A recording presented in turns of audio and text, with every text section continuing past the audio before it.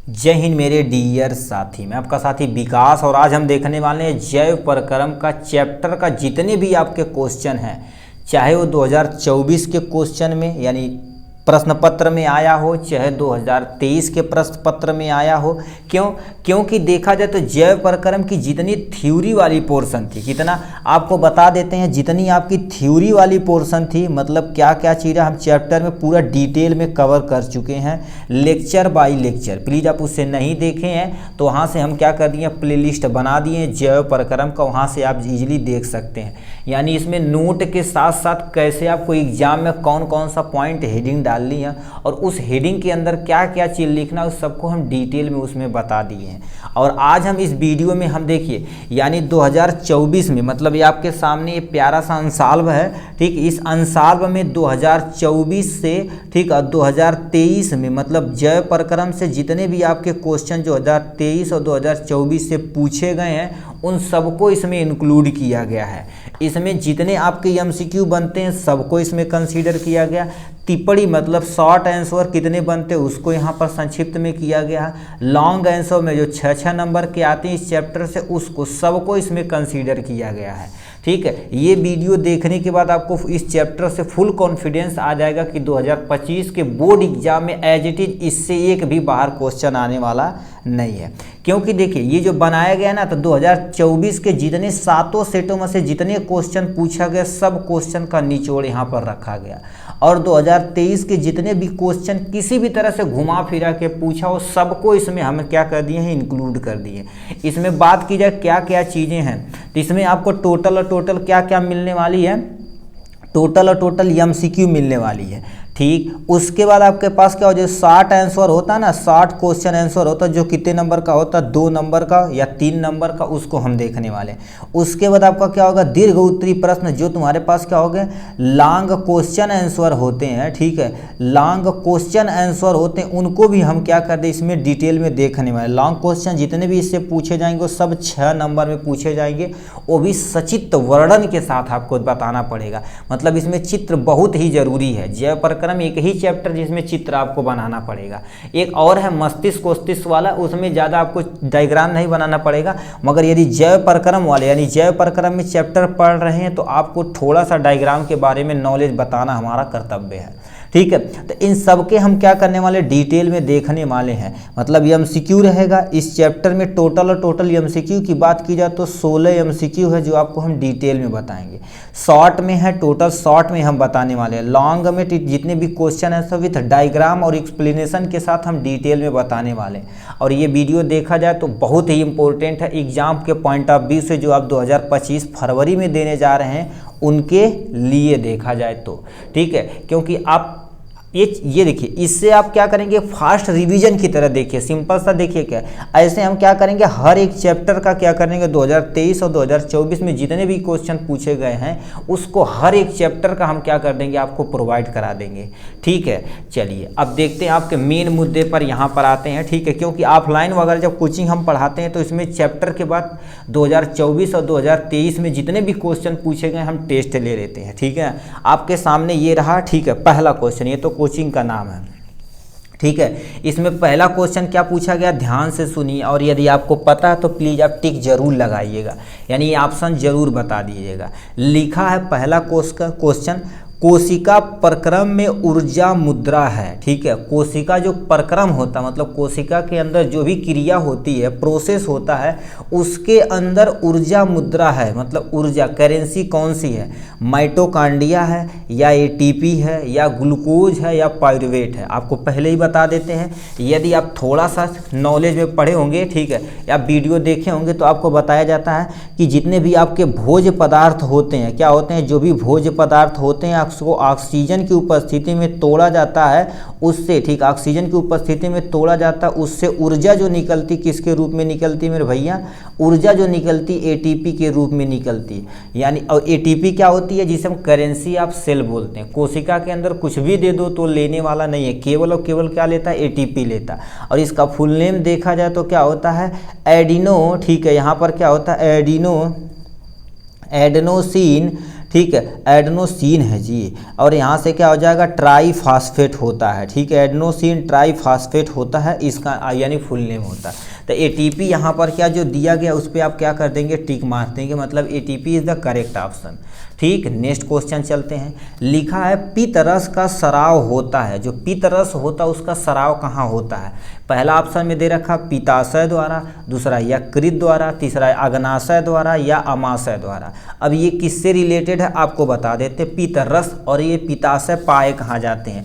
यदि आप digestive system थोड़ा सा पढ़े होंगे, ये आपके सामने क्या हो गया, पेट हो गया, और यहीं से हमारे पास अग्नाशय यानी पैंक्रियाज होती है, और यहीं पर हमारे पास क्या होता है, ऐसे प्यारा सा लीवर होता है। लीवर के अंदर ऐसे प्रोसेस में देखे जाए तो हमारे पास गाल ब्लैडर होता है। गाल ब्लैडर को ही क्या बोला जाता है, पित्ताशय बोला जाता है। इसी से ही यहाँ पर जो पित्ताशय, देखिए दो टर्मोलॉजी आती है, यहाँ पर क्या हो जाएगा, पित्ताशय होता है। ठीक है, पित्ताशय में जो पित्त रस का स्टोरेज मतलब संग्रह किया जाता है, क्या किया जाता है, संग्रह किया जाता है। यदि स्राव की बात की जाए तो लीवर के द्वारा क्या कर दिया जाता है, उसको स्राव किया जाता है। लीवर मतलब यकृत के द्वारा। ठीक है, तो इसमें ध्यान से सुनिएगा, ये वाला कंफ्यूजिंग क्वेश्चन पूछा जाता है। यदि कहेगा पित्त रस का स्राव किससे होता तो बताना यकृत पे, और पित्त रस का संग्रह कहाँ होता तो आपको बताना पित्ताशय में। ठीक है, तो ये स्राव पूछा है तो आपको किस में बताना पड़ेगा, यकृत यानी लीवर के बारे में आपको टिक मार देना पड़ेगा। ठीक, नेक्स्ट क्वेश्चन क्या पूछ रखा है। एक स्वस्थ मनुष्य में समान रक्तदाब होता है। समान रक्तदाब मतलब जिसे नॉर्मल भाषा में हम क्या बोलते हैं, ब्लड प्रेशर, जिसे कहते हैं बीपी बोलते हैं। कहते हैं ना इनका बीपी बहुत बढ़ गया, इनके बीपी बहुत घट गया। तो एक समान रक्त जब बीपी जो ब्लड प्रेशर होती कितना होती, 120 और 80 mmHg होती है। 120 80 mm होती है। तो यहाँ पर दे रखा 140 80, 120 80, 135 100, यहाँ पर 125 में 115 होती है। तो 120 से लेकर तुम्हारे पास 80 होता है। तो ये वाला ऑप्शन क्या हो जाएगा आपका, टिक मार देंगे यहाँ से। ठीक, नेक्स्ट क्वेश्चन पूछा जाता है, देखिए पाइरुवेट। ठीक है, पाइरुवेट के विखंडन की प्रक्रिया संपन्न होती है। पाइरुवेट क्या होता है, यदि आप थोड़ा सा ठीक है श्वसन के बारे में डीपली देखे होंगे, ठीक है डीपली देखे होंगे तो कहा हुआ जाता है C6 H12 और O6 को यदि ऑक्सीजन की उपस्थिति में यानी ग्लूकोज से जो पाइरुवेट बनता, क्या बनता है, यहाँ से देखा जाए तो पाइरुवेट जो बनता है, इस प्रोसेस को हम क्या बोलते हैं, ग्लाइकोलाइसिस बोलते हैं। क्या बोलते हैं, ग्लाइकोलाइसिस बोलते हैं। ये टोटल 10 स्टेप में होता। तो इसका अब फिर क्या करेगा, ये कोशिका के अंदर जाएगा, भी कहाँ, माइटोकॉन्ड्रिया में जाएगा, फिर इसका विखंडन किया जाएगा। विखंडन मतलब इसको तोड़ा जाएगा।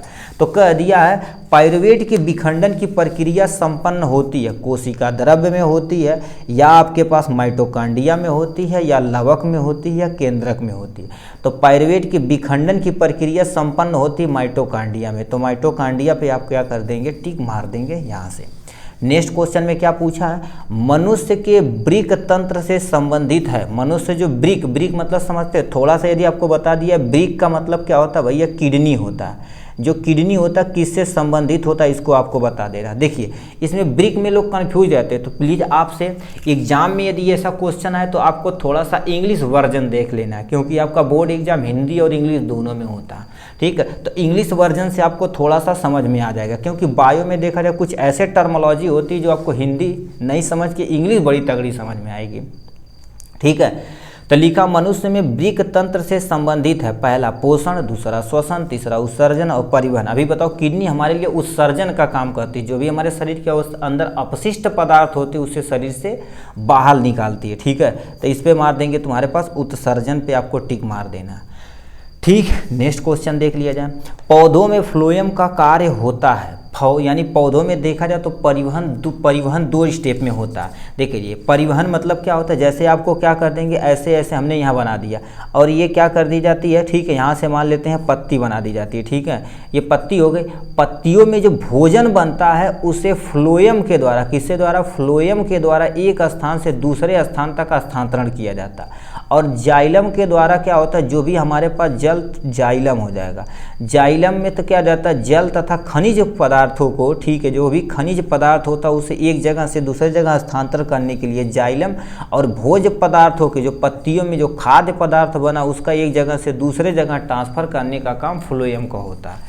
ठीक है, तो यहाँ पर तुम्हारे पास लिखा है पौधों में फ्लोएम का कार्य होता है। पहला ऑप्शन में जल, कामा खनिज पदार्थों का परिवहन, दूसरा वाष्पोत्सर्जन, तीसरा खाद्य पदार्थों का परिवहन, इनमें से कोई नहीं। तभी क्या बोल रहे हैं, फ्लोएम में खाद्य पदार्थों का परिवहन करने के लिए हमारे शरीर के अंदर नहीं, पेड़ों के अंदर क्या होता है, यानी फ्लोएम होता है। तो खाद्य पदार्थों का संग्रह करने के लिए क्या होता है, खाद्य पदार्थ यहाँ पर मार देंगे। नेक्स्ट क्वेश्चन क्या पूछा है, लिखा मनुष्यों में कामा पाचन की शुरुआत किस अंग से होती है। मतलब हमारे शरीर के अंदर देखा जाए तो पाचन की क्रिया कहाँ से स्टार्ट होती है। सबसे पहले भोजन को हम मुख में लेते हैं, तो मुख में सुने होंगे लार ग्रंथि पाई जाती है, जो भोजन का यहीं पर पाचन करना स्टार्ट कर देती है। जैसे स्टार्च का पाचन यहीं पर हो जाता, कुछ अमाउंट में, पूरी अमाउंट में नहीं, कुछ अमाउंट में। तो लिखा मनुष्यों में पाचन की क्रिया किस अंग से शुरू होती है। पहला मुख से, दूसरा यकृत से, तीसरा छोटी आंत से, चौथा पित्ताशय से। अभी क्या बोले हैं, मुख में स्राव क्या हो जाता है, बहुत सारे केमिकल पाए जाते हैं, जिसे लार ग्रंथि कहते हैं, वही निकालती है। तो यहाँ पर क्या कर देंगे, टिक मार देंगे, मुख से आपको टिक मार देना। नेक्स्ट पे आते हैं, गुर्दे यानी ब्रिक। गुर्दा कहीं भी लिखा है तो समझ लीजिए गुर्दा कहते हैं, तो हर गुर्दा उर्दा नोच ले पाओ, ठीक है। तो उसे क्या बोलते हैं, ब्रिक की इकाई जो उत्सर्जन की प्रक्रिया से संपन्न, यानी क्या होती है, प्रक्रिया में भाग लेती है। मतलब क्या देखा, ब्रिक की जो सबसे छोटी इकाई होती है उसे एक चीज़ बोला जाता है जिसे हम नेफ्रॉन के नाम से जानते हैं, जिसे हम विक्राणु के नाम से भी हिंदी में जाना जाता है, ठीक है। तो इसमें दे रखा पहला, ठीक है। और याद रखना, एक किडनी के अंदर लाखों की संख्या में नेफ्रॉन रहते हैं, ठीक है। तो उसमें लिख रखा है तंत्रिका तंत्र यानी न्यूरॉन, विक्राणु नेफ्रॉन या साइटॉन होता है, साइटॉन ये से संबंधित है, जब आप पढ़ेंगे नर्वस सिस्टम उसमें दिया जाएगा। म्यूटान ये भी दूसरे से रिलेटेड है। तो यहाँ पर क्या करेंगे, विक्राणु पे आप क्या कर देंगे, टिक मार देंगे यहाँ से। नेक्स्ट क्वेश्चन पे पूछा जाए तो यहाँ पर क्या लिख रखा है, ये वीडियो थोड़ा सा लेंदी होने वाला, पहले बता दिए मेरे भैया, ठीक है। इसमें देखिए लिखा है 100 पोषी पोषण के लिए आवश्यक होते हैं। मतलब 100 पोषी जो पोषण के लिए आवश्यक होते हैं, 100 पोषी आपको पोषण थोड़ा सा हम आपको एक्सप्लेन कर देते हैं यहाँ से।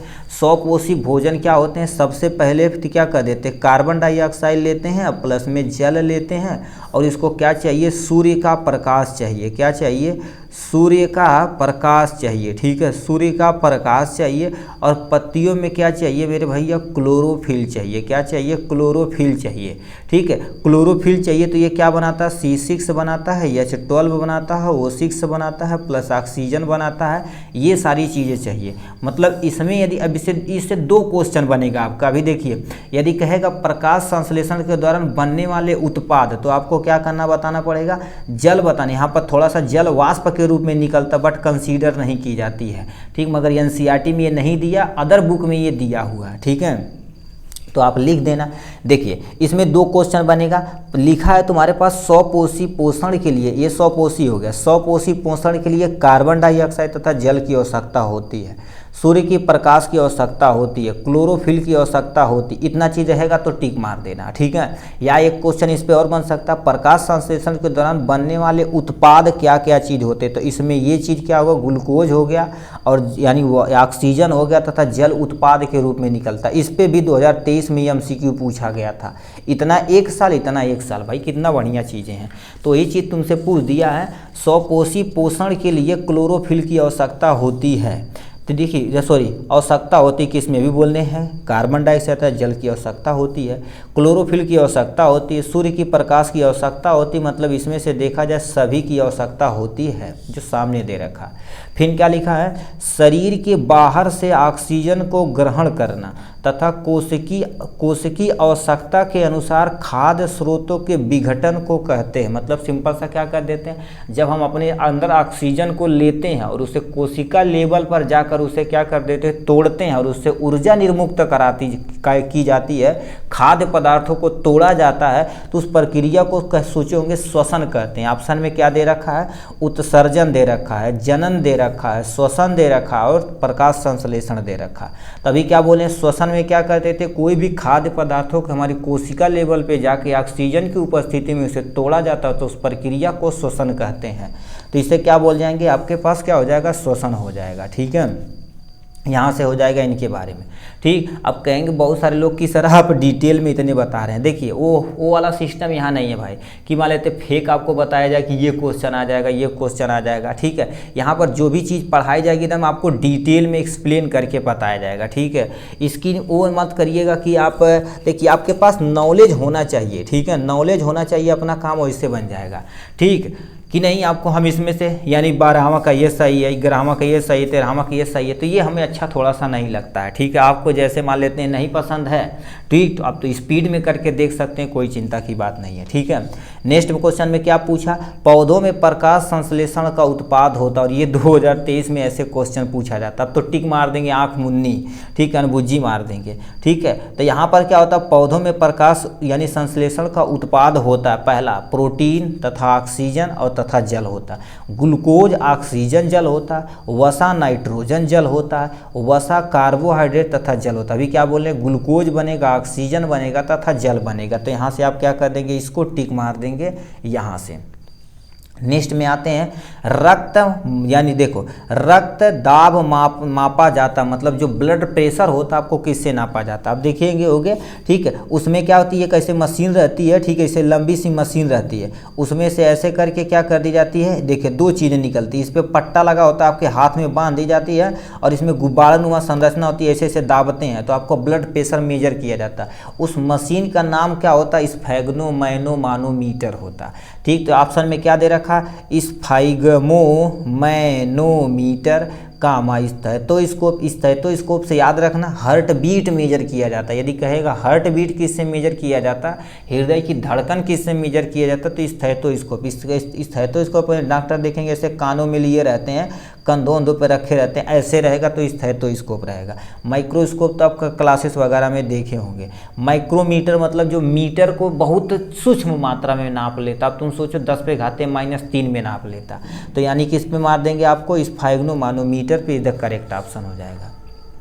नेक्स्ट पे देख लेते हैं, प्रकाश संश्लेषण के दौरान कौन सी क्रिया नहीं होती है, मतलब प्रकाश संश्लेषण जब होता है तो कौन सी प्रक्रिया नहीं होती है।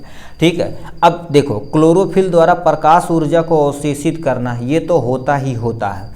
नेक्स्ट क्वेश्चन दे रखा है, नेक्स्ट ये नहीं होता, ये आपका सही, इसमें किया नहीं होती है, जो नहीं होती उसको आपको टिक मारना है। यही सब देखिए हमको लगता था, जैसे हम देखो पेपर देने जाते थे कंपटीशन यानी नीट वगैरह का, ठीक है, तो यही हमको कंफ्यूज कर देता था। ठीक है, बायो तो तगड़ा चल जाता था, फिजिक्स एकदम से कचरा बना देता था, हमको क्या बनाएगा वो। ठीक है, फिजिक्स बड़ी खतरनाक हमको लगता है। ठीक है, मगर अब तो इजी हो गया। ठीक है, अब लिखिए प्रकाश ऊर्जा को रासायनिक ऊर्जा में परिवर्तित किया जाता है, ये तो किया जाता है क्योंकि क्लोरोफिल क्या कर देती है, जो भी सूर्य का प्रकाश रहता है उसे पकड़ के क्लोरोफिल रासायनिक ऊर्जा में परिवर्तित कर देती है। कार्बन डाइऑक्साइड का कार्बोहाइड्रेट में अपचयन, ये भी सही होता है। मतलब ग्लूकोज का पायरुविक अम्ल में विखंडन, मतलब ये तुम्हारे पास इसकी तुलना में देखा जाए तो गलत है, यही हमसे गलत ही तो पूछा है, तो इस पर क्या कर देंगे, आपको टिक मार देंगे यहाँ से। ठीक है, तो 13 नंबर का क्या हो जाएगा, सबसे लास्ट पोर्शन। ठीक है, और इधर पे आ जाते हैं, क्या क्या दे रखा है ध्यान से सुनिए। कह दिया नेक्स्ट क्वेश्चन, जठर ग्रंथि उपस्थित होती, जठर ग्रंथि जिसे हम इंग्लिश में क्या बोलते हैं, गैस्ट्रिक जूस हमारे पेट के अंदर प्रेजेंट होती है। तो किस पे मारेंगे, पहले दे रखा उपस्थित होती, छोटी आंत में नहीं, अमाशय में, ठीक है, अमाशय यानी पेट में, इसमें तो पाया जाता है। अग्नाशय मतलब पैंक्रियाज के बोले में, यकृत मतलब लीवर के बारे में, तो इस पर क्या कर देंगे, आप टिक मार देंगे यहाँ से, ये वाला ऑप्शन सही हो जाएगी।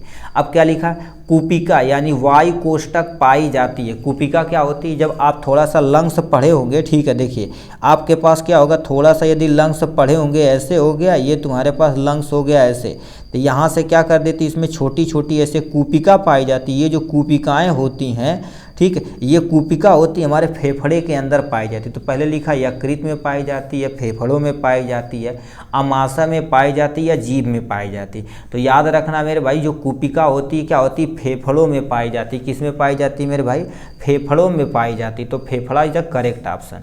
नेक्स्ट में तुमसे लिखा है इंसुलिन स्राव होता है, इंसुलिन का जो स्राव होता है कहाँ से होता है, अभी जब आपको डाइजेस्टिव सिस्टम बताए थे, ठीक है, ये बोला, तो ये पैंक्रियाज होता है, यही इंसुलिन का स्राव करता है और हमारे शरीर के अंदर ये शुगर लेवल को मेंटेन करता है। अब देखिए इंसुलिन की कमी होती तो हमारे शरीर के अंदर शुगर हो जाए, लेवल बढ़ने लगता, चीनी की मात्रा बढ़ने लगती, कहते हैं इनके शुगर होगा। शुगर मतलब क्या होगा, ठीक है, उनके अंदर ब्लड यानी शुगर की मात्रा क्या हो गई, ज़्यादा अमाउंट में हो गई है, ठीक है। नेक्स्ट क्वेश्चन इसी में लिखा, इंसुलिन का स्राव कहाँ से होता है, यानी पैंक्रियाज यानी अग्नाशय से होता है। पहला दे रखा थायराइड ग्लैंड, दूसरा अग्नाशय ग्लैंड, तुम्हारे द्वारा पीयूष ग्लैंड जिसे मास्टर ग्लैंड। अब याद रखना इससे भी क्वेश्चन 2022 में पूछा गया था कि मास्टर ग्लैंड किसे कहते हैं, ठीक है। मास्टर ग्लैंड किसे कहते हैं तो आपको क्या बताना पड़ेगा, पीयूष ग्रंथि को मास्टर ग्लैंड बोला जाता है। वृषण के द्वारा, वृषण मतलब ये तुम्हारे पास क्या हो जाएगा, टेस्टिस, ये टेस्टोस्टेरोन का हार्मोन एक स्राव करता है जो मेल रिप्रोडक्टिव पार्ट के लिए उत्तरदायी होता है। तो इसमें क्या कर देंगे, इस पे आपको क्या कर देंगे, टिक मार देंगे। तो 20 मिनट में देखा जाए तो हमने 16 MCQ विथ डिटेल में आपको बता दिए आराम से। अब इधर पे आते हैं, देखिए इसमें संक्षिप्त पे आपको टिप्पणी लिखनी है। हम टिप्पणी सब पे आपको दिखा देंगे, ठीक है, सबको सब पे दिखा देंगे, मगर यहाँ पर हम क्या देखिए, क्योंकि टाइम हम सब लोग जब टेस्ट लेते हैं कोचिंग क्लासेस में तो 1 से लेकर 1.5 घंटा का टाइम मिलता, तो इसमें मान लेते पूरा लिखते रहें तो ये देखिए इसमें भी क्या होगा, इसमें ज़्यादा क्वेश्चन है तो उनका टाइम ज़्यादा लग जाएगा। तो इसीलिए हम क्या कर देते थे, हम सब लोग टिप्पणी यहाँ पर 6 में से कोई 3 टिप्पणी उनसे बोल देते, कोई 3 टिप्पणी संक्षिप्त टिप्पणी लिख देना, अपना काम हो जाएगा। तो यहाँ पर विषम पोषण पर टिप्पणी आपको लिखना है, प्रकाश संश्लेषण पर टिप्पणी लिखना है, स्वांगीकरण टिप्पणी लिखना है, और क्या होगा, वाष्पोत्सर्जन पर टिप्पणी लिखना है, स्वपोषण पे लिखना है, तथा पौधों में रंध्रों की उपयोगिता का वर्णन करना है, ठीक है। इन सबको हम डिटेल में बताने वाले हैं, याद रखना, ऐसे नहीं कि हम ठीक है भड़बड़ पढ़ देंगे, पूरा डिटेल में बताएंगे। थोड़ा सा लेंदी होगा, लगभग 1.5 घंटे का वीडियो बनेगा, बट आपका सारा कॉन्सेप्ट क्लियर होकर यहाँ से जाने वाला है, ठीक है।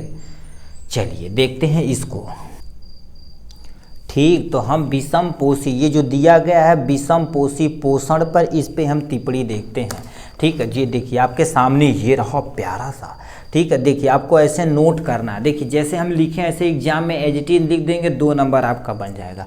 पहले लिखा विषम पोषण किसे कहते हैं, इसकी परिभाषा लिख देंगे। लिखा जो जंतु सूर्य की प्रकाश की उपस्थिति में अपना भोजन स्वयं नहीं बनाते वैसे जीव जंतु को विषम पोषणी जीव बोला जाता है, ठीक है। तो ऐसे डिफिनेशन लिख दिए यहाँ पर। ये क्या कर देते हैं, ठीक है, ये क्या कर देते हैं, सूर्य की प्रकाश की उपस्थिति में अपना भोजन स्वयं बनाते नहीं, मगर ये क्या कर देते हैं, पौधों पे प्रत्यक्ष यानी डायरेक्ट तथा इनडायरेक्ट रूप से क्या होते हैं, ये उस पर, ठीक है, निर्भर होते। तो वही लिखा है जो जंतु सूर्य की प्रकाश की उपस्थिति में अपना भोजन स्वयं नहीं बनाते हैं, ठीक है, अतः ऊर्जा के लिए, मतलब जीवित रहना तो भैया ऊर्जा लेना पड़ेगा, तो वे प्रत्यक्ष यानी डायरेक्ट, अप्रत्यक्ष मतलब इनडायरेक्ट रूप से पेड़ पौधों पर निर्भर रहते हैं, उन्हें क्या बोला जाता है, विषम पोषी कहते हैं, ठीक है। तो आपका सामने ये डिफिनेशन हो गया। जैसे एग्जाम्पल में तुम्हारे पास क्या लिख सकते हो, विषम, यहाँ पर मानव हो गया और हाथी हो गया, शेर हो गया, ये सब विषम पोषी के अंतर्गत आते हैं। फिर विषम पोषी के इतने तुम्हारे पास प्रकार होते हैं, आप थोड़ा नहीं समझ में आता तो केवल लिख देना शाकाहारी एग्जाम्पल लिख देना, मांसाहारी एग्जाम्पल लिख देना। अब शाकाहारी क्या होता है, जो जंतु पौधे तथा फल फूल की पत्तियां खाते हैं उन्हें क्या बोलते हैं, शाकाहारी, जैसे हिरण हो गया, खरगोश हो गया, गाय, ये सारी चीज़ें। मांसाहारी जो जीव जंतु मांस खाते हैं, जैसे एग्जाम्पल में शेर हो गया, चीता हो गया, ये सारी चीज़। मृतोपजीवी, मृतोपजीवी क्या होते हैं, वे जीव जो सड़े गले अथवा मृत जंतुओं का, ठीक है, जंतुओं का भोजन ग्रहण करते हैं, जैसे तो कोई चीज़ मर गया उसको खा के जीवित रहते हैं, उसे हम क्या बोलते हैं, मृतोपजीवी बोलते हैं। परजीवी क्या होते हैं, जो ऐसे जीव जंतु जो किसी शरीर के ऊपर रहकर अपना भोजन उनके शरीर से ग्रहण करते हैं, उन्हें क्या बोलते हैं, परजीवी बोलते हैं। जैसे हमारे, ठीक है, आपके बाल में, हमारे बाल में क्या होता है, जैसे ढीलो रहते हैं, ढीलो मतलब क्या कर देते हैं, हमारे शरीर के ऊपर रह रहे हैं, वहाँ से खा रहे हैं। कभी कभी हमारे पेट के अंदर केंचुआ पड़ जाते हैं, नहीं बोलते हैं कीड़ी पड़ गई है, तो वही तुम्हारे पास ये परजीवी कहलाते हैं। तो यही चीज़ आपको क्या करना पड़ेगा, सिंपली लिखना पड़ेगा यहाँ से। ये हो गया। फिर क्या दिया, प्रकाश संश्लेषण के बारे में आपको थोड़ा सा बता देना है, ठीक है। प्रकाश संश्लेषण होता क्या है इसके बारे में एक्सप्लेन कर देना है, ठीक है। तो इस पे हम प्रकाश संश्लेषण पे दिखा देते हैं, केवल परिभाषा लिख के आपको जितना बोलेंगे, क्योंकि टिप्पणी कहा है ना, तो केवल आपको देखिए क्या लिखना पड़ेगा, यहाँ तक आप लिखिएगा, जहाँ तक हम आपको दिखा देंगे वहीं तक लिखिएगा। ये इतना लिख के, ये डायग्राम लिख के आप छोड़ दीजिएगा, आपका 2 नंबर क्या हो जाएगा, एज एज इट इज बन जाएगा यहाँ से। देखिए प्रकाश संश्लेषण क्या होता है, इतना ही लिखिएगा। देखिए प्रकाश संश्लेषण यानी प्रकाश संश्लेषण और ये अभिक्रिया लिख के छोड़ देना, बस काम खत्म हो जाएगा। जैसा क्वेश्चन वैसा आंसर, कि नहीं हम क्या बता हम 2 पेज लिखब 2 नंबर में, ऐसा नहीं करते। लिखा प्रकाश संश्लेषण सूर्य के प्रकाश में क्लोरोफिल की सहायता से कार्बन डाइऑक्साइड तथा जल से कार्बोहाइड्रेट का संश्लेषण करते हैं। मतलब यही चीज़ लिखा गया। देखो ये तुम्हारे पास क्या हो गए, ये आपका कार्बन डाइऑक्साइड हो गया, ये जल हो गया। सूर्य की प्रकाश की उपस्थिति में क्लोरोफिल के द्वारा ये ग्लूकोज बनाते हैं तथा ऑक्सीजन बनाते हैं तथा जल का स्राव करते हैं वाष्प के रूप में। इसी प्रक्रिया को हम क्या बोलते हैं, प्रकाश संश्लेषण बोलते हैं। अब ये क्या होता है, इस क्रिया में सूर्य की उपस्थिति में प्रकाश ऊर्जा को रासायनिक ऊर्जा में बदला जाता है। भाई कितनी तगड़ी चीज़ें हैं। यानी इस क्रिया में क्या करते थे, जो भी तुम्हारे पास क्या होती है प्रकाश ऊर्जा होता है उसे रासायनिक ऊर्जा में बदला जाता है। इस क्रिया को ही प्रकाश संश्लेषण कहते हैं। इतना लिखने के बाद आपको क्या करेंगे, इतना लिखेंगे आपका क्या हो जाएगा, जैसे ये कॉपी देखी जाए तो इस टाइप में होती है। देखिए आपको ऐसे कॉपी होती है जो सामने दे रखा है, ठीक है। ये देखिए बोर्ड किसी के स्कूल का है, ठीक है, यहाँ से ऐसे होती है। ये चीज़ हो गई, यहाँ से क्या हो जाएगी, आपको ऐसे लिखना पड़ेगा। आपको इतना यदि लिख देंगे तो आपका 2 नंबर क्लियर हो जाएगा, ठीक है। तो ये अब क्रिया लिख देना कि कार्बन डाइऑक्साइड यदि जल के साथ अब क्रिया करता है तो सूर्य की प्रकाश की उपस्थिति में क्लोरोफिल की मदद से ग्लूकोज बनाता है प्लस ऑक्सीजन तथा जल वाष्प के रूप में बनाता है। बस इतना आपको क्या करना पड़ेगा, लिखना पड़ेगा। नेक्स्ट क्वेश्चन हमसे क्या पूछा है, देखिए लिखा है स्वांगीकरण किसे कहते हैं, इसको आपको बता देना है, ठीक है। स्वांगीकरण केवल 1-2 लाइन लिख के आप खत्म कर देंगे, ठीक है। स्वांगीकरण क्या होती है, ऐसी प्रक्रिया होती है, घटना आपको बताना पड़ेगा, ठीक है। इससे आप पढ़े होंगे थोड़ा सा जैव प्रक्रम में, यदि आप पाचन वाला चैप्टर, ठीक है, पाचन वाले में तुम्हें बताया गया होगा स्वांगीकरण क्या होता है। देखिए ये स्वांगीकरण पे पूछा गया यहाँ से। अब स्वांगीकरण क्या होती है, ध्यान से सुनिए। वह प्रक्रिया जिसमें अवशोषित भोज्य पदार्थों को शरीर की कोशिकाओं द्वारा ग्रहण किया जाता है और ऊर्जा कामा विकास कामा मरम्मत के लिए उपयोग किया जाता है, उस प्रक्रिया को हम स्वांगीकरण कहते हैं। कहने का मतलब क्या कह रखा, देखिए स्वांगीकरण आपको हेडिंग डालनी है, इसमें लिखना पड़ेगा क्या, एक देखो जो भी भोज्य पदार्थ हमारे शरीर में अवशोषित हुआ उससे एक जगह से दूसरे जगह क्या करना, पहुँचाना पड़ेगा कि नहीं, क्योंकि हर एक कोशिका को क्या चाहिए भैया, ऊर्जा चाहिए। उस ऊर्जा को देने के लिए हमारे शरीर के अंदर कौन सी प्रक्रिया होती है, स्वांगीकरण की प्रक्रिया होती है। जो भी भोज्य पदार्थ होता है एक कोशिका से दूसरी कोशिका तक ले जाती है, उससे उन्हें ऊर्जा मिलती है, उनसे उन्हें विकास ऊर्जा यानी कोशिकाओं का विकास होता है और हमारी क्या होती है, कोशिकाओं की मरम्मत होती है। उस प्रक्रिया को हम स्वांगीकरण कहते हैं। तो इतना आपको क्या करना पड़ेगा, इसमें लिखना पड़ेगा आराम से, ठीक है। जैसा क्वेश्चन वैसा आंसर। अब क्या लिखा, वाष्पोत्सर्जन के बारे में आपको थोड़ा सा बता देना है, ठीक है। वाष्पोत्सर्जन क्या होता है, आपके सामने ये रहा वाष्पोत्सर्जन के बारे में। देखिए हमने जैसा जैसा कहा वैसे सटीक हमने लिखा है, ठीक है। इसमें बढ़ाने बढ़ाने वाला काम नहीं है, ठीक है भाई। हाँ सही हो गया। लिखा है वाष्पोत्सर्जन जिसे हम ट्रांसपीरेशन बोलते हैं। अब ये होता क्या है, देखिए पौधों के वायवीय भाग से पानी तथा वाष्प के रूप में, ठीक है, पानी का वाष्प के रूप में उड़ जाने की क्रिया को वाष्पीय उत्सर्जन करते हैं। जैसे देखिए पत्तियों से देखेंगे कि पानी वाष्प के रूप में धीरे धीरे स्रावित होता है, निकल जाता है। तो वही जब पत्तियों से क्या कर देती, जो पानी होता वाष्प के रूप में निकल जाता। अभी जब आपको प्रकाश संश्लेषण बोल रहे थे, दिखा रहे थे, प्रकाश संश्लेषण में बोले थे कि आपका जो भी तुम्हारे पास क्या होता है, ये वाष्प जो ये जल निकलता है, यही जल वाष्प के रूप में धीरे धीरे क्या हो जाता है, वाष्पित होता है। यही जो जल वाष्प के रूप में वाष्पित होता है, इसी प्रक्रिया को ही हम क्या बोलते हैं, वाष्पोत्सर्जन बोलते हैं, ठीक है। ये परिभाषा हो गई। कहाँ कहाँ से होता है, रंध्रों द्वारा। पत्तियों में छोटे छोटे छिद्र होते हैं, उन्हीं को रंध्र बोलते हैं, उनके द्वारा होता है। अब क्या होता है, उपत्वचा जिसे हम क्या बोलते हैं, क्यूटिकुलर, यानी वाष्पोत्सर्जन के द्वारा भी हो सकता है। अब ये देखिए थोड़ा सा लेंदी वीडियो होने पर, ठीक है, यही होता है, यानी वात रंध्रों द्वारा ये सारी चीज़ें होगी। वाष्पोत्सर्जन से लाभ क्या होता है, जल तथा खनिज पदार्थों का एक जगह से दूसरे जगह परिवहन होता है। पौधों में तापमान नियंत्रण रहता है। फलों की शर्करा मतलब फलों की मिठास बढ़ जाती है और हानिकारक पदार्थों का उस पेड़ से बाहर निकल जाती है। फिर क्या आपको यही पर बताना है, प्रभावित करने वाले कारक, ये ऑप्शन में पूछ सकता है, ठीक है। तो इतना आपको क्या करना पड़ेगा, देखिए वाष्पोत्सर्जन की परिभाषा, स्थान, लाभ लिख देंगे तभी काम चल जाएगा। मान लाभ न लिखते हैं तो एक हेडिंग डाल के वाष्पोत्सर्जन को प्रभावित करने वाले कारक के बारे में आप लिख देंगे तब भी चल जाएगा, ठीक है, तो ये हो गया इनके बारे में। अब लिखा तुम्हारे पास 100 पोषी क्या होते, देखिए कितना, देखो पहले पूछा विषम पोषी क्या होता, फिर हमसे पूछ लिया यहाँ से 100 पोषी क्या होते हैं।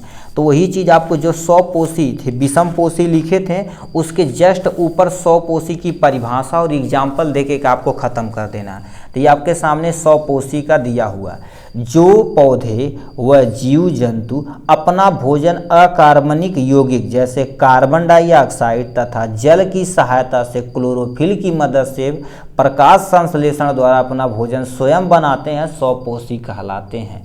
जैसे इसमें आपको एक अभिक्रिया प्लीज आप लिख दीजिएगा, यहाँ पर हम ऊपर लिख देते हैं। इसमें अभिक्रिया क्या लिखिएगा, जो भी कार्बन डाइऑक्साइड है और प्लस में तुम्हारे पास क्या हो गया, जल है, ये जब अभिक्रिया करेगा तो इसमें सूर्य का प्रकाश होना चाहिए। ठीक है, सूर्य का क्या हो जाएंगे, प्रकाश होना चाहिए, सूर्य का प्रकाश हो जाएगा। और हमारी पत्तियों में क्या हो जाएगी भाई, क्लोरोफिल पाई जाती है। क्या पाई जाती है, क्लोरोफिल पाई जाती है। ठीक, उसके बाद यहाँ पर क्या होने वाला, थोड़ा सा ब्लर दिख रहा है भाई, मेंटेन करो भाई। ठीक है, तो यहाँ से क्या हो जाएगा, C6 हो जाएगा, H12 हो जाएगा, O6 हो जाएगा, प्लस में ऑक्सीजन हो जाएगा, प्लस में क्या हो जाएगा, जल वाष्प के रूप में निकल जाएगा। तो यहाँ से 12 से गुणा, यहाँ 6 से गुणा, यहाँ 6 से गुणा, यहाँ 6 से गुणा करके प्लस कर देना। तो यही लिख के उसके बाद एग्जाम्पल लिख देना। हरे पेड़ पौधे कुछ जीव जंतु होते हैं जो 100 पोषी, कुछ जीव जंतु में यानी युगलीना एक जीव होता है जो क्या कर देता, 100 पोषी प्रक्रिया करता है। नहीं तो जितने भी जीव होते हैं 100 पोषी ना होकर क्या विषम पोषी होते हैं। ठीक है, तो यही चीज़ आपको यहाँ पर क्या कर देना था, एक्सप्लेन करना था। इसी के जस्ट नीचे पूछा है पौधों में रंध्रों की उपयोगिता का तुम्हें क्या करना पड़ेगा, वर्णन करना पड़ेगा। जो पौधे होते हैं ना उसमें जो भी तुम्हारे पास क्या होती है, ठीक है, कहाँ चला गया, रंध्र के बारे में आपको बताना पड़ेगा। देखिए रंध्र की ठीक संरचना और उपयोगिता के बारे में बताना पड़ेगा। तो रंध्र आपके सामने हमने यहाँ पर नोट रख दिया रंध्र का।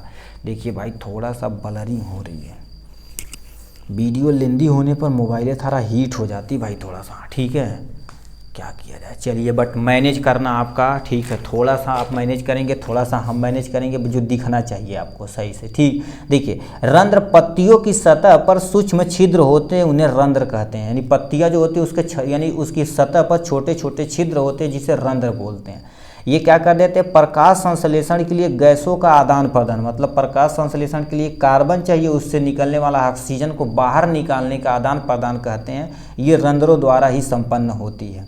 ठीक है, उसके बाद संरचना में देखा जाए तो आपको क्या लिखना पड़ेगा, देखिए ये आपके प्यारा सा डायग्राम बनाना पड़ेगा, संरचना देखिए आपका काम खत्म हो जाएगा। ठीक है, देखिए रंध्र देखा, रंध्र पत्तियों की वाह त्वचा में पाए जाते हैं, मतलब जो पत्तियाँ होती है सबसे बाहरी त्वचा पे, वो भी याद रखना पत्तियों के ऊपरी सतह पे कम होती है, नीचे सतह पे ज़्यादा अमाउंट में क्या पाया जाता है, रंध्र पाया जाता है। पौधों में 2 सेम के बीज की आकार के द्वारक कोशिका पाई जाती है और उन्हीं के मध्य में क्या होती है, एक रंध्र गुहा होती है जिसे हम क्या बोलते हैं, यानी स्टोमेटा बोलते हैं। ठीक, अब क्या होती है, यानी द्वारक कोशिका बाहरी यानी बाहर से क्या होती, पतली होती है। ये बाहर से देखिए जाए तो पतली होती, बट अंदर से क्या होती, थोड़ा सा मोटी होती, क्योंकि ये बार बार खुलेगा, ओपन होगा, तो इसे मोटा रखा जाता है जिससे फ्लेक्सिबिलिटी बनी रहे। इसमें हरित लवक पाए जाते हैं जो प्रकाश संश्लेषण में मदद करते हैं। तो आपको इतना चीज़ें क्या करना पड़ेगा, 60 नोट लिख देना पड़ेगा रंध्र पे। ठीक है, तो ये हो जाएगा इनके बारे में। अब दे रखा मानव हृदय के बारे में। ठीक है, इससे हम थोड़ा सा आपको दिखा देते हैं, आप तेज़ी से थोड़ा सा पढ़ते चलिएगा। ठीक है, क्योंकि मोबाइलें वगैरह बोल रही हैं भैया ओवर हीट क्या किया जाए। देखिए अब सोचो 33 मिनट पे, क्योंकि यहाँ बल्ब वगैरह थोड़ा सा ज़्यादा लगा दिया गया है। ठीक है, अब तुम सोचो यहाँ पर प्रेजेंट टाइम में 2 आपके पास क्या हो गया, रॉड है 20 वाट का, और 2 बल्ब है। ठीक है, वो भी जानते हैं 15 या 12 वाट का, नहीं वो भी हम जानते हैं 20 वाट का है। ठीक है, गर्मियों में ऐसा होना नहीं चाहिए, बट क्या किया जाए, ये तो टेक्निकल इशू है, ये चलता रहता है। ठीक है, आपको देखो हम दिखा देते हैं, आप थोड़ा सा क्या करिएगा, देखिए लिखा मानव हृदय की अनुप्रस्थ काट संरचना की सहायता से मानव हृदय की संरचना का वर्णन करना। तो ये क्या करना, चित्र पे 2 बद्दे नंबर देगा, उसका सचित्र वर्णन जब करोगे तो 4 नंबर टोटल, और टोटल 6 नंबर। और याद रखना बोर्ड एग्जाम में 6 नंबर के लिए आपको कम से कम 2 पेज आपको भरना ही भरना पड़ेगा। ठीक है, तो आपके सामने ये रहा मानव हृदय के बारे में। ठीक है, तो यानी सबसे पहले आप मानव हृदय का हृदय लिखिएगा। हृदय क्या होती है, अब थोड़ा सा तेजी से पढ़ते हैं। हृदय एक पेशी संरचना होती है, और याद रखना जितना भी ये प्लेलिस्ट है, प्लेलिस्ट के लास्ट में इसे हम ऐड कर देंगे। जितना भी प्लेलिस्ट में प्लीज़ आपका यदि कॉन्सेप्ट यहाँ नहीं क्लियर होता तो हर एक टॉपिक पे एक स्पेशल वीडियो बना दिया गया। हर्ट पे तुम सोचो कम से कम हमने 40 मिनट डिटेल में डिस्कस किया है, ठीक है, बट यहाँ थोड़ा सा तेज़ी से चलेंगे, ठीक है। तो यहाँ पर हृदय एक पेशी संरचना हो तो जो हमारी मुट्ठी के आकार की होती है, तो हम तो समझ गए मुट्ठी के आकार, ऐसे बंद मुट्ठी के आकार की संरचना होती है। यह पूरे शरीर में रुधिर को पंप करने का कार्य करती, तो हृदय के बारे में हो गया। फिर हृदय के संरचना में यहाँ पर करिएगा, और यहीं से क्या करेंगे आप, नीचे एक प्यारा सा डायग्राम बनाएंगे। नीचे जैसे देखो, संरचना करने के बाद बोलेंगे 3 परत होती है, इपिकार्डियम पेशी हृदय स्तर होती है जिसे हम क्या बोलते हैं, मायोकार्डियम, अंत हृदय स्तर जिसे हम इंडोकार्डियम बोलते हैं। बोल देना इसके 4 कक्षक होते हैं, ठीक है। 4 कक्षक मतलब 4 उसमें क्या होते हैं, कक्षक होते हैं। एक कक्षक 2 कमरा होते हैं, ठीक है, जिसे हम बायां अलिंद बोलते हैं, दाहिना अलिंद और बायां अलिंद होते हैं। और दायां निलय होता है, बायां निलय होता है जो यानी जो भी रुधिर होता है उसे दूर भेजने का काम करता है, ये प्राप्त करने का काम। इतना लिखने के बाद जस्ट नीचे आपको क्या करना पड़ेगा, एक प्यारा सा ऐसे डायग्राम आपको वहाँ पर स्पेशली बनाना पड़ेगा, ठीक है। प्लीज़ इसे आप इग्नोर न करिएगा, क्योंकि ये देखा जाए तो आपका 7 सेटों में से 4 सेटों में एज इट इज पूछा गया हृदय का सचित्र वर्णन करना है मेरे भाई, ठीक है। तो आपको यहाँ पर छोटा सा ऐसे प्यारा सा डायग्राम बनाना पड़ेगा। उसके बाद इसे क्या करना पड़ेगा, थोड़ा थोड़ा क्रिया विधि को आपको एक्सप्लेन करना पड़ेगा, ठीक। तो हृदय में सचित्र बना के उसके नीचे लिखिएगा, इसमें 4 वाल होते हैं, नहीं कहते हैं हृदय में वाल होते हैं, तो 4 वाल होते हैं। पहला द्विवल्नी वाल होती है। अब पूछेगा द्विवल्नी वाल कहाँ पर पाई जाती है, तो ये जो तुम्हारे पास है बायां अलिंद होता और दायां निलय होता, बायां अलिंद और बायां निलय के बीच में ये जो तुम्हारे पास जंक्शन है, यहीं पर बाइकस्पिड वाल, द्विवल्नी वाल पाई जाती है।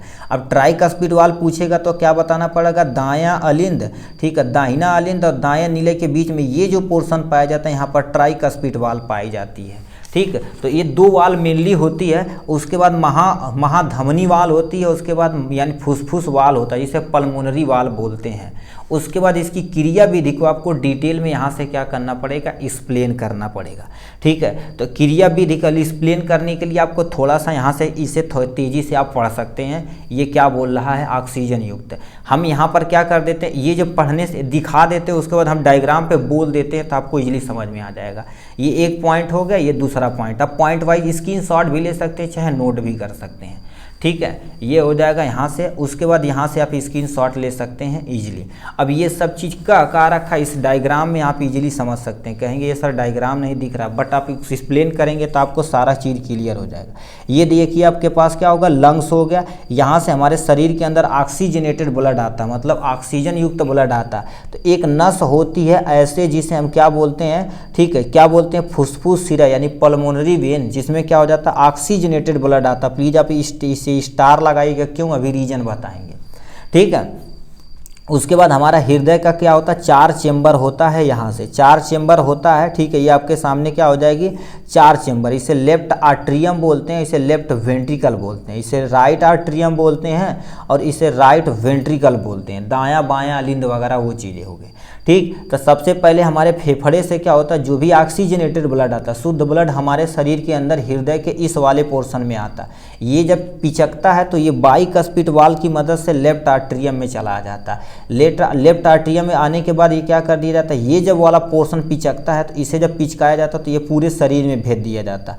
और यहीं पर हमारे पास महाधमनी कपाट पाई जाती है, जो अभी आगे देखे थे। उसके बाद ब्लड को हमारे शरीर के क्या होता है, हर एक हिस्से कोशिकाओं तक भेज दिया जाता है। शरीर में जो भी ऑक्सीजन युक्त ब्लड है हमारे शरीर में जो ले जाने का काम करती है उसे हम क्या बोलते हैं, महाधमनी बोलते हैं। महाधमनी में याद रखना हमेशा हमेशा शुद्ध ब्लड रहता है, हमेशा हमेशा शुद्ध ब्लड रहता है। एक केस होता है जो अभी आगे बताएंगे, जहाँ पे स्टार ये लगाए हैं ना, ये और इसके में हम डिफरेंस बताएंगे। अब बताइए, हमारे शरीर में उस ऑक्सीजन युक्त शुद्ध ब्लड को यूज किया जाएगा तो दोबारा हमारे पास अशुद्ध हो जाएगा। फिर उस अशुद्ध ब्लड को हमारे हृदय के दाहिने वाले हिस्से में पहुंचा दिया जाएगा। यहाँ से एरो लगा देना। देना। इसे ले जाने का काम किसका होता है? महाशिरा का होता है। किसका नाम से होता है? महाशिरा का काम होता है, जो एक जगह से दूसरे जगह ट्रांसफ़र करने का काम करता है। अब यहाँ से ये जब पिचकता है तो ये क्या कर दिया जाता है? ब्लड यहाँ पर से कि इस चेम्बर में भेज दिया जाता है। ये जब पिचकता है तो ये कहाँ पर भेज दिया जाता है? लंग्स को भेज दिया जाता है, आपके सामने लंग्स। तो इसे ले जाने वाले तुम्हारे पास क्या होते हैं? फुफ्फुस यानी धमनी होते हैं। क्या होते हैं? फफूस धमनी होते हैं। ये कार्बन डाइऑक्साइड युक्त ब्लड ले जाते हैं। अभी हम आपको बताएं महाधमनी हमेशा ऑक्सीजनेटेड ब्लड ले जाएगी, मगर फुफ्फुस धमनी में कार्बन डाइऑक्साइड युक्त अशुद्ध ब्लड बहता है। अभी क्या बोले? शिरा में हमेशा क्या कर गंदा अशुद्ध रक्त बहेगा, बट इस केस में फुफ्फुस शिरा में क्या हो जाता है? आपका अशुद्ध नहीं शुद्ध ब्लड बहता है। तो इसी क्रिया बुद्धि को यहाँ पर ये क्या कर दिया? लिखा गया है। आप इजली जो देखें वही चीज़ें हैं। नेक्स्ट क्वेश्चन हमसे में क्या पूछ दिया है? मानव नेफ्रॉन की संरचना सहित आपको क्या कर देना है? चित्रण करना है। यानी मानव नेफ्रॉन के बारे में आपको बताना पड़ेगा एकदम डिटेल में। ठीक है, ये कितने नंबर का है? टोटल 6 नंबर का है। ठीक है, तो चलिए आपके सामने ये रहा नेफ्रॉन के बारे में। नेफ्रॉन हो गया, तो नेफ्रॉन क्या कहता है? ध्यान से सुनिएगा, थोड़ा सा तेज हो रहा हम जान रहे हैं, बट आप थोड़ा सा मैनेज करेंगे तो आपका काम बन जाएगा। ठीक है, क्या होता है? अलग से कहेंगे, देखिए अलग से सबका वीडियो अपलोड है मेरे भाई। ठीक है, मगर यहाँ पर हमें आपको माइंड में कॉन्सेप्ट बैठाते चले जाना कि क्या क्या कॉन्सेप्ट आपको लिखना है। देखिए, नेफ्रॉन वृक्क की मूल रचनात्मक तथा कार्यात्मक इकाई होती है। ठीक, नेफ्रॉन अवशिष्ट पदार्थों को रक्त से छानता है, तो अंततः आवश्यक पदार्थों को पुनः अवशोषण करने का काम क्या होता है? नेफ्रॉन होता है। अब तुम सोच सकते हो एक किडनी के अंदर लाखों की संख्या में नेफ्रॉन होते हैं। तो नेफ्रॉन का ये परिचय हो गया। इनके बाद संरचना के बाद ये डायग्राम बनाना, उसमें डायग्राम में ये 6 तुम्हारे पास पार्ट होते हैं। लिखना चाहो तो तुम कईयों लिख सकते हो, मगर जो मेनली जो यहाँ पर दिया गया उसी को हमने यहाँ पर नोट डाउन किया है। ठीक है, इतना हो जाएगा इनके बारे में। डायग्राम बनाना पड़ेगा। ये नस इसी को ओवरलैप करके जाती है, बट कन्फ्यूज कम करने के लिए, क्योंकि आप कंफ्यूज क्रिएट हो जाएंगे सर ये कौन कहाँ जा रहा है, तो सिंपल सा बोल देना अशुद्ध रक्त जाता है और यहाँ से क्या हो जाता है? शुद्ध रक्त फिल्टर होके निकल जाता है। तो इसमें संरचना में क्या होते हैं? बाउमन स्पूट होते हैं, मतलब ये जो ऐसे कप नुमा संरचना होती है इसी को बाउमन स्पूट बोलते हैं। उसके बाद समीपस्थ कुंडली संरचना होती है, ये वाले को समीपस्थ कुंडली संरचना बोलते हैं। ये लूप ऑफ हेनले, मतलब ये लूप की जैसे जो संरचना उसी को क्या बोलते हैं? लूप ऑफ हेनले बोलते हैं। ये दूरस्थ कुंडलित नलिका, मतलब ये इससे देखा जाए तो दूर होता है, इसीलिए क्या बोलते हैं इसे? डीसीटी यानी दूरस्थ कुंडलित नलिका बोली जाती है। उसके बाद ये संग्रह नलिका होती है। तो आपको डायग्राम बना के ये बनाना, फिर इसी को हेडिंग डालते डालते क्या करना पड़ेगा? आपको एक्सप्लेन करते चले जाना पड़ेगा, आपका काम हो जाएगा। जो सामने हमने क्या कर दिया देखिए, यहाँ से एक्सप्लेन करके दे दिया। पहले बाउमन स्पूट लिखिएगा, उसमें ये चीज़ें आपको लिखनी पड़ेगी। ठीक, उसके बाद आपको क्या लिखना पड़ेगा? समीपस्थ कुंडलित नलिका, ये हेडिंग डाल के आपको 2-3 पॉइंट यहाँ से लिख देना। 2 पॉइंट लिखेंगे, अब देखो 2-2, 3-3 पॉइंट लिखेंगे तो 2 पन्ना भर जाएगा, 6 नंबर आपको भरने से मिल जाएगा। ठीक, उसके बाद क्या होता है देखिए, आपका लूप ऑफ हेनले हो जाएगा। लूप ऑफ हेनले हेडिंग डालिएगा, इसमें 3 पॉइंट आपको यहाँ लिख देनी है। ठीक, उसके बाद क्या करना पड़ेगा? दूरस्थ कुंडलित नलिका, जिसे हम डीसीटी बोलते हैं, उसके बाद ये आपको लिख देना है। ठीक, इसे आप क्या कर सकते हैं? ठीक है, तेजी से आप पढ़ सकते हैं, कोई टेंशन नहीं, पॉज करके थोड़ा सा। यहाँ उसके बाद संग्रह नलिका हो जाती है, जो क्या कर देते हैं? नेफ्रॉन से जो भी मूत्र बनता है उसे इकट्ठा करते फिर हमारे मूत्र की थैली में भेज दी जाती है, इनका काम होता है। उसके बाद क्रिया विधि, टोटल 3 स्टेप में ये मूत्र का बनना होता है, जो 3 स्टेप में यहाँ दिया गया। सबसे पहले आपका फिल्ट्रेशन होता है, दूसरा पुनः अवशोषण होता है, चौथा देखा जाए तो स्राव होता है। ठीक है, तो ये आपको 3 स्टेप आपको क्या करना पड़ेगा? एग्जाम में एक्सप्लेन करना पड़ेगा क्रिया विधि में। यदि कहेगा पेशाब का पीएच कितना होता तो आपको बता देंगे 4.5 से लेके 8 तक होता। मोस्टली देखा जाए तो एसिडिक नेचर का होता है। ठीक है, तो ये हो जाएगा इनके बारे में। नेक्स्ट में पूछा मनुष्यों में ऑक्सीजन तथा कार्बन डाइऑक्साइड के परिवहन कैसे होता है। इसका मतलब आपको श्वसन तंत्र आपको पूरा डिटेल में बताना पड़ेगा।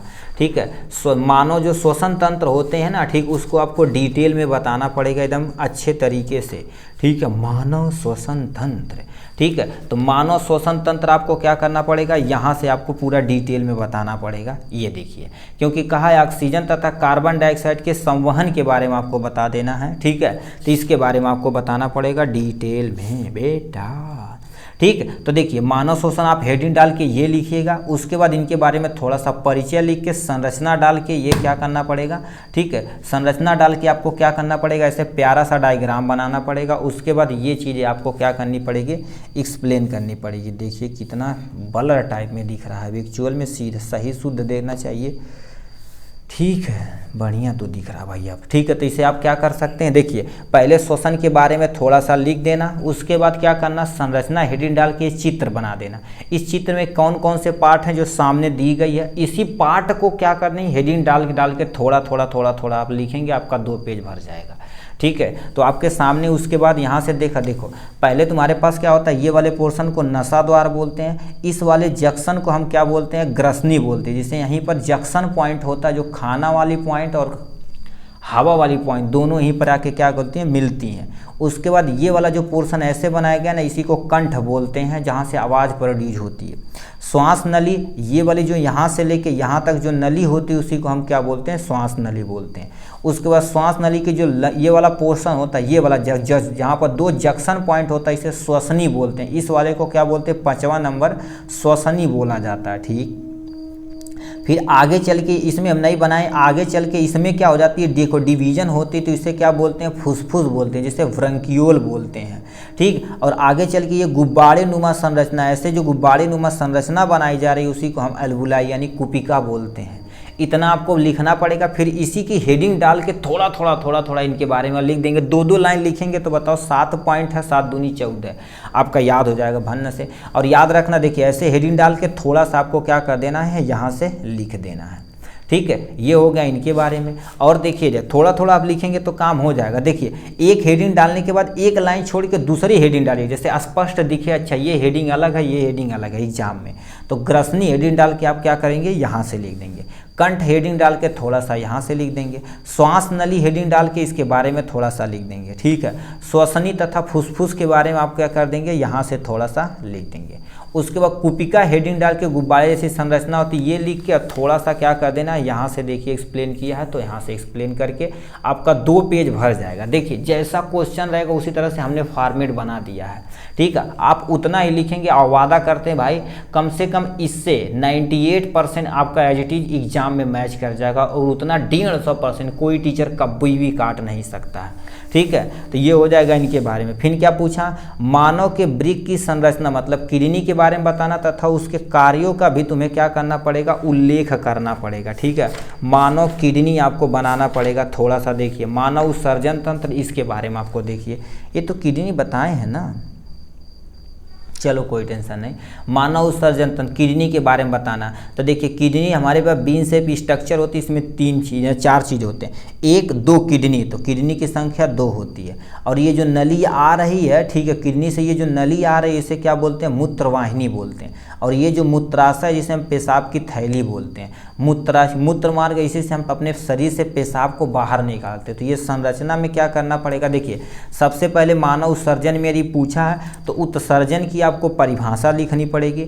उसके बाद हेडिंग डालना पड़ेगा आपको, यानी संरचना हेडिंग डालनी पड़ेगी। किसका डालना पड़ेगा, संरचना। संरचना में क्या करना पड़ेगा, आपको इस डायग्राम को बना के इसके बारे में लिखना पड़ेगा, फिर हेडिंग डाल के आपको एक्सप्लेन करना पड़ेगा, ठीक है। क्यों, देखा ऐसे यदि डायग्राम बना के ऐसे लिख दिए तो टीचर को लगेगा अच्छा ये चीज़ बना के यदि ये लिख दिया तो आगे ये हेडिंग डाल के अच्छे से एक्सप्लेन किया होगा, तो आराम से वो नंबर दे देगा एकदम से। देखिए माइंड रीड करिए टीचर का, ठीक है, उसके बाद आप आराम से नंबर पा जाएंगे, ठीक है। तो उसके बाद देखिए हमने किडनी का यहाँ पर ब्रिक यानी किडनी हो जाएगा, किडनी कैसे होती है हमने यहाँ पर पूरा डिटेल में लिख रखा है, ठीक। उसका मूत्रवाहिनी कैसी होती है यहाँ से हमने लिख दिया है। उसके बाद लिखा मूत्राशय तथा मूत्र मार्ग के बारे में हमने डिटेल में यहाँ से छाप दिया है, ठीक है। तो स्क्रीनशॉट भी ले सकते हैं, और कहेंगे तो इसका हम PDF बना के, ठीक है, हम चैनल के लिंक में अपना नंबर दिए तो वहाँ से हम कांटेक्ट करके इसे आप मंगा सकते हैं अपने WhatsApp पे, फ्री आपको कोई रुपये इसमें नहीं लगेगा, ठीक है। तो इतना हो जाएगा। फिर तुमसे पूछा मानव पाचन तंत्र का सचित्र तुम्हें वर्णन करना, 3 3 6 नंबर का यहाँ दे रखा।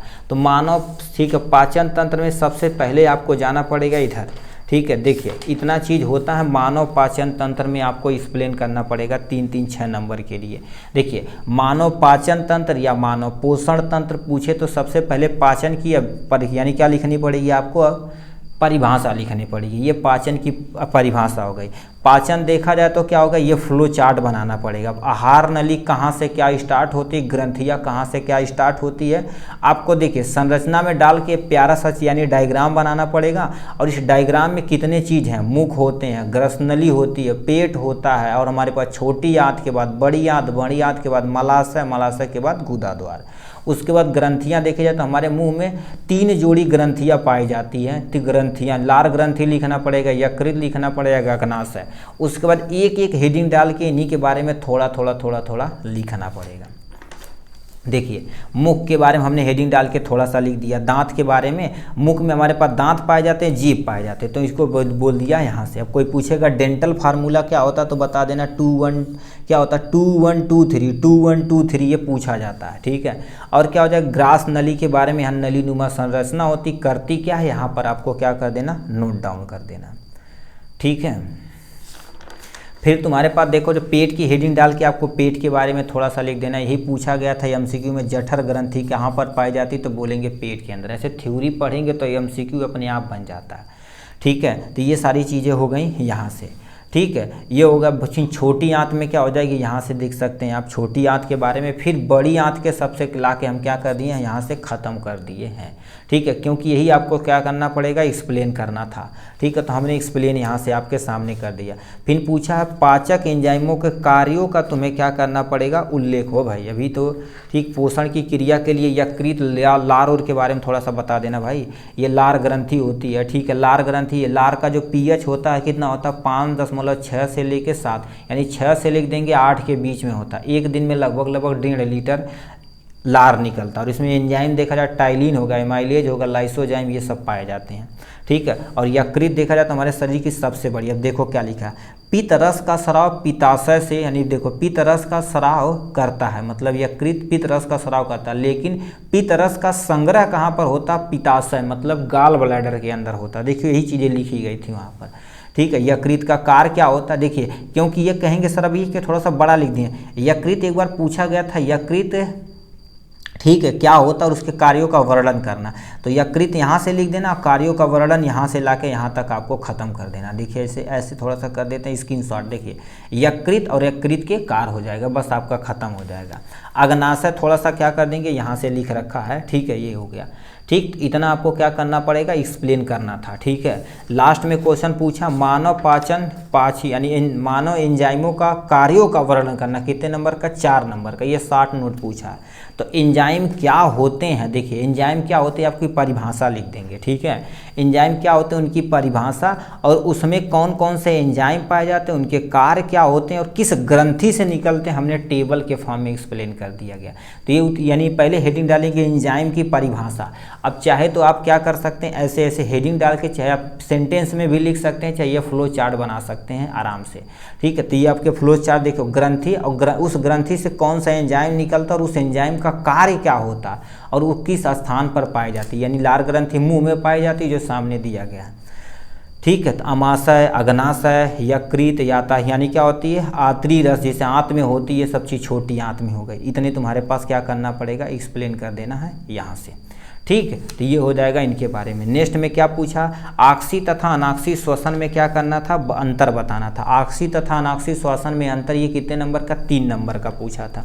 आपके सामने आक्सी और तथा अनाक्सी श्वसन का क्या हो जाएगा, ये प्यारा सा अंतर आपके सामने दे रखा। और ये जितनी चीज़ें लिखी गई एकदम से सरल तथा एकदम सटीक तरीके से, जैसे क्वेश्चन में पूछा गया था वैसे लिखी गई है, ठीक है, ठीक। तो ये हो गया आक्सी तथा अनाक्सी श्वसन में अंतर, जिसे हम क्या बोलते हैं, एरोबिक रिस्पायरेशन तथा एनारोबिक रिस्पायरेशन। केवल इसमें आप मेनली क्या लिखना पड़ेगा, देखिए आक्सी श्वसन ऐसी श्वसन होती है जो ऑक्सीजन की उपस्थिति में होती है, अनाक्सी श्वसन जो ऑक्सीजन की अनुपस्थिति में होती है।